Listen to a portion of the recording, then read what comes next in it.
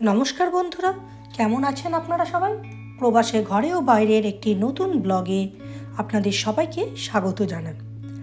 এখন বিকালবেলা আমরা বেরিয়েছি, বুঝতেই পারছেন আশা করি কোথায় যাচ্ছি, কোন জায়গা দিয়ে যাচ্ছি। আমরা যাচ্ছি এখন বালি ব্রিজ পেরিয়ে আজকে বেলুড়ের উদ্দেশ্যে। আর এখন পড়ন্ত বিকেলে গঙ্গার ওপর দিয়ে আমরা এগিয়ে চলেছি। আর দেখুন কি সুন্দর চারদিকটা দেখতে লাগছে, চারিদিকটা সূর্যের আলোয় এত সুন্দর দেখতে লাগছে, কি বলবো, আমাদের দেখে একদম মন প্রাণ সব ভরে যাচ্ছে আর কি। কি সুন্দর, কতদিন পর যে এই রকম একটা দৃশ্য উপভোগ করলাম, কি বলবো। অনেক দিন ধরেই ইচ্ছা ছিল যে কলকাতায় আসার পর একবার বেলুড় মঠ দর্শন করবই, কারণ ঠাকুর মা স্বামীজি এর একবার দর্শন তো করতেই হবে, তো সেই জন্যেই আর কি।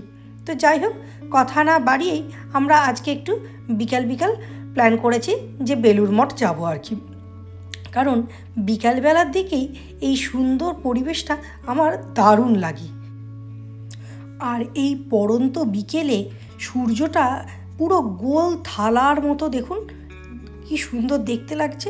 একদম মনে হচ্ছে কেউ যেন রং তুলি দিয়ে আকাশে এঁকে দিয়েছে আর কি। আর এই যে বলতে বলতে বুঝতেই পেরে গেছেন, আমরা প্রায় এই বেলুড় মঠের কাছাকাছি এসেই গেছি। বিভিন্ন এখানে যে ইনস্টিটিউশনগুলো আছে সেইগুলো আমরা এখন পেরোচ্ছি আর কি। এইগুলো দেখছি আর ছোটোবেলার যে কত যে স্মৃতি মনে পড়ছে, কি বলবো। কারণ ছোটোবেলায় বাবা মার হাত ধরে ধরে যে কতবার এই বেলুড় মঠ আর দক্ষিণেশ্বরে এসছি, তার কোনো ইয়ত্তা নেই আর কি। যখনই কিছু হতো তখনই এক ছুটে চলে আসতাম আর কি এই বেলুড় মঠে। খুব ভালো লাগে এখানকার পরিবেশ, শান্ত স্নিগ্ধ একটা আলাদাই মনোরম পরিবেশ। আর কী সুন্দর চারিদিকে যে কত পরিবর্তন হয়েছে সেটাই আমি চারিদিকে দেখছি। আর এখন এত ভক্ত সমাগম বলে চারিদিকে বড় বড় স্ক্রিনও লাগিয়ে দিয়েছে, যাতে যখন অনেক ভক্ত সমাগম হয় দূর থেকেও যাতে মানুষেরা এই ভেতরের সব অনুষ্ঠান আর কি দেখতে পায় আর কি। আর ভেতরেও কত যে বিল্ডিং তৈরি হয়েছে এবং কত সুন্দর গাছ দিয়ে চারদিকটা যে ঘিরে রেখেছে, কি সুন্দর দেখতে লাগছে, তাই না? আর অসম্ভব এই গরমের মধ্যেও আপনি যখন এই গাছপালার মধ্যে দিয়ে হাঁটবেন, একটা যেন অসম্ভব সুন্দর একটা শান্তি। আগে শীতকালে যখন মাঝে মধ্যেও বেলুড় মঠ আসতাম, তখনও দেখেছি এই ভেতরগুলো এত সুন্দর ফুল দিয়ে সাজিয়ে রাখতো, দেখলে একবারে চোখ জুড়িয়ে যেত। কত রকমের ফুল, ডালিয়া, গাঁদা, আরও নাম না যেন কত ফুল দিয়ে যে সাজিয়ে রাখতো, আর কি সুন্দর দেখতে লাগতো।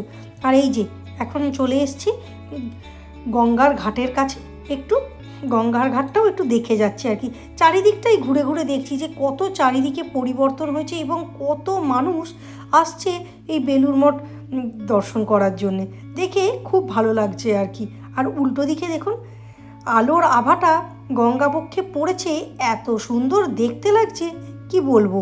চারিদিকটা যেন একটা আলাদাই সৌন্দর্য আর কি। আর ওই যে দূরে দেখা যাচ্ছে মেন মন্দিরটা আর কি, কি সুন্দর দেখতে লাগছে, তাই না? চলুন আর বেশি ওখানে ভিডিও করব না, কারণ ভিডিও করা তো ওখানে বারণ।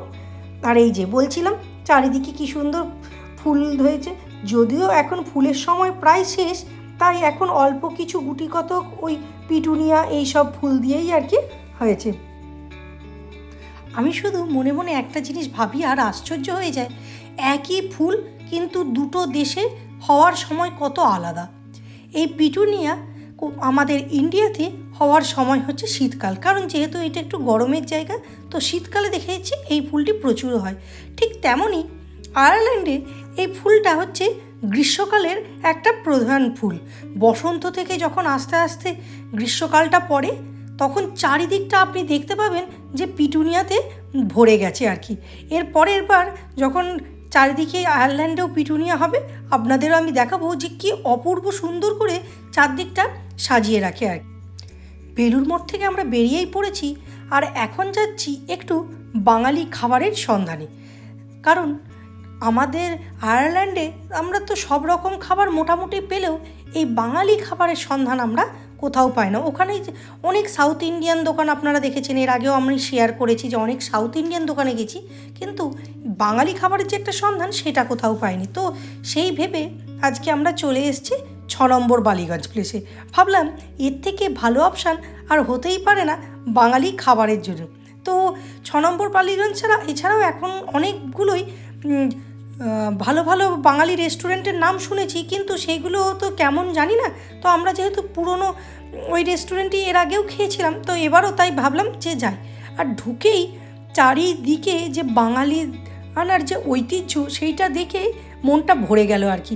বিভিন্ন বাঙালিদের যে হস্তশিল্প, কুটির শিল্পের যে ছোট ছোট নিদর্শন দেখতেই পেলেন যে কী সুন্দর পেঁচা। আর এই দেখুন এইখানে লণ্ঠন রাখা আছে। আগেকার যুগে মানুষেরা যেমন সেই লণ্ঠন ইউজ করতো, তো সেই লণ্ঠন দিয়ে গোটা সিঁড়িটা সুন্দর করে সাজানো আছে। আর গোটা সিঁড়িটা দিয়ে উঠছি মনে হচ্ছে যেন আমি কোনো রাজবাড়ির ভেতর দিয়ে যাচ্ছি আর কি। সেই কড়িবর্গার জানলা, চারিদিকের পরিবেশটা পুরো রাজবাড়ির মতো, অপূর্ব সুন্দর। আমরা এর সাথে সাথে বিভিন্ন সব ড্রিঙ্কসেরও অর্ডার দিয়েছি, আর ড্রিঙ্কসগুলোর নামগুলো এত সুন্দর কি বলবো। সন্ন্যাসী রাজা, প্রফেসর শঙ্কু, হিজিবিজি, তো সেইগুলো শুনে শুনে এত রকমের নাম। আর সব থেকে অবাক লাগলো যে ওর যেমন নাম তেমনি হচ্ছে ড্রিঙ্কসটাও দেখতে। প্রফেসর শঙ্কু, ঠিক যেমন সে কেমিস্ট্রি রসায়নের এইসব নিয়ে যে তৈরি, সেরকম যেন দেখে মনে হচ্ছে ও যেন কেমিস্ট্রি ল্যাবে চলে এসেছি। আর এইদিকে আমরা কিছু স্টার্টারও অর্ডার করে দিয়েছি, যে ফিশ রোল এইসব, কারণ বাঙালি মানেই তো ফিশ ফ্রাই, কবিরাজি এইসব খাবে, এইগুলোই তো একটা আলাদাই ঐতিহ্য, কী বলুন।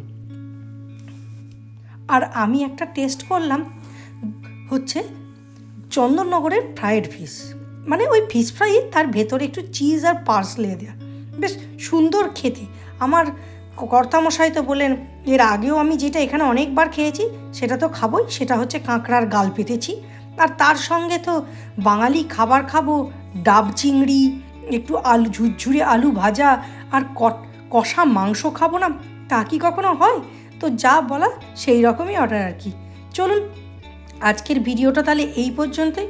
ভিডিওটা ভালো লাগলে কমেন্ট করবেন, লাইক করবেন, শেয়ার করবেন, আর যারা এখনও সাবস্ক্রাইব করেননি অবশ্যই সাবস্ক্রাইব করবেন।